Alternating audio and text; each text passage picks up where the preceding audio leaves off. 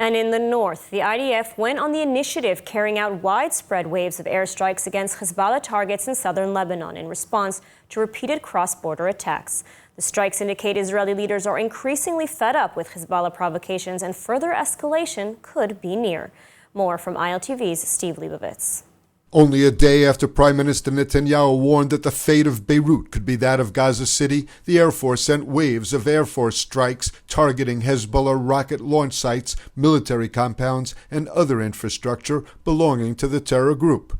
Separately, the IDF said it struck an anti-tank missile squad in South Lebanon that had attempted to attack the northern Israeli community of Zarit. An update from the northern front. The IDF continues to repel and deter Hezbollah aggression from Lebanon.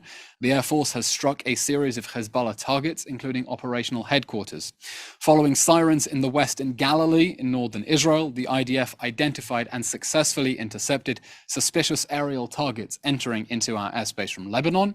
Syria claims that Israeli Air Force strikes attacked near Damascus, injuring 8 people, reportedly including Iranian operatives.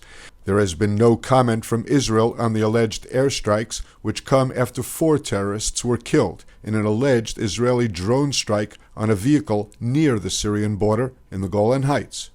Hezbollah fired at least 8 rockets at Ma'alot Tarshiha from Lebanon. No injuries were reported. Footage shows the Iron Dome air defense system intercepting several of the projectiles. Other rockets landed in open areas. There were no reports of injuries in the attack. 6 IDF soldiers were hurt in Hezbollah drone attacks on an IDF base in the western Galilee.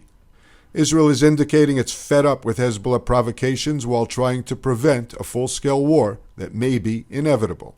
And we reaffirm what we have been saying since day one, that the state of Israel is not interested in a war on 2 fronts, and that if Hezbollah chooses to drag Israel into a full-scale war that we are trying to prevent at this point, the consequences for Lebanon and for Hezbollah will be severe.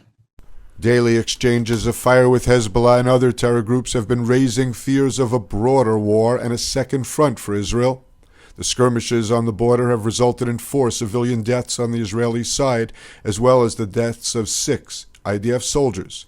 On the Lebanese side, according to the Western media, the toll includes 98 Hezbollah members, some of whom were killed in Syria.